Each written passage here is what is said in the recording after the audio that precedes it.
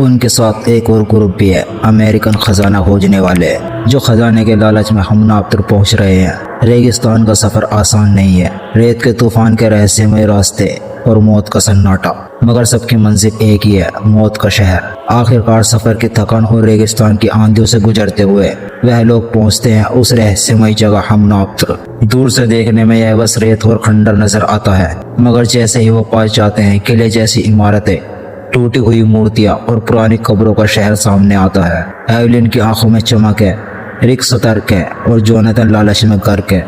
लेकिन तभी दूसरी तरफ से अमेरिकन लुटेरों का दल वहां पहुंच जाता है और दोनों टोलियों के बीच शुरू होती है दौड़। कौन पहले पहुंचता है हमनाप तक। जोनाथन और एवलिन को एक ताबूत जैसी चीज देखते हैं जिस पर अजीबोगरीब नक्काशी बनी होती है। एवलिन तुरंत समझ जाती है यह ताबूत हिमोटेप का हो सकता है। रिक उसे छूने से रोकता है, मगर एवलिन जिज्ञासा से भर जाती है। उधर अमेरिकन को एक पुरानी किताब मिलती है, बुक ऑफ द डेड, यानी मौत की किताब। उनके पास चाबी भी है और यही गलती उन्हें उस अंधेरे राज की ओर ले जाती है। रात होती है, सब अपने अपने कैब में आराम कर रहे हैं, लेकिन एवलिन बेसब्री से मौत की किताब को खोल देती है और गलती से एक मंत्र पढ़ देती है। अचानक पूरा माहौल बदल जाता है। रेगिस्तान में हवाएं तेज हो जाती है, रेत के बीच से अजीबोगरीब आवाजें गूंजती है और सदियों से दफन हेमोटेप की आत्मा आजाद हो जाती है। हाँ दोस्तों, अब मौत का शहर फिर से जिंदा हो चुका है। अमेरिकन में से एक आदमी अचानक अंधेरे में गायब हो जाता है।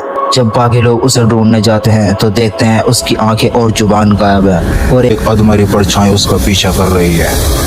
वो परछाई कोई और नहीं बल्कि हिमोटेप है, जो धीरे धीरे अपने शिकारों से शरीर वापस हासिल कर रहा है। जिसकी आंखें वो खाता है उसकी आंखों से देखता है, जिस्म से जिस्म बनाता है। पूरे कैंप में खौफ का माहौल है। हिमोटेप अब पूरी तरह आजाद हो चुका है। वह अपने साथ लाता है मिस्र की 10 तबाहियां, टिड्डियों के झुंड, खून की नदियां और अंधेरे का साया और रेत के तूफान। कायरो शहर में हाहाकार मच जाता है, लोग भागते हैं, चीखते हैं, लेकिन हिमोटेप लगातार मजबूत हो रहा है।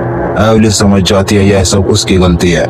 उसने किताब से मंत्र पढ़कर उसे जगाया है। अब वही उसकी सबसे बड़ी दुश्मन है और हिमोटेप उसे अपने अनंग सुनामन के रूह समझकर अपने पास रखना चाहता है। रिक और जोनाथन अब एवलिन की हिफाजत के लिए खड़े हो जाते हैं। रिक बहादुर है, बंदूक और तलवार दोनों चलाता है, लेकिन कैसे लड़ेगा वो एक ऐसी मम्मी से जो इंसान नहीं बल्कि एक श्रापित रूह है। हिमोटेप हर बार रेत का तूफान बन जाता है, हवा में गायब हो जाता है और अचानक सामने आ खड़ा होता है। रिक की गोलियां उसके जिस्म को छेदती है, लेकिन वो हर बार वापस जुड़ जाता है। यह कोई आम जंग नहीं, ये जंग इंसानों और श्रापित ताकतों के बीच है।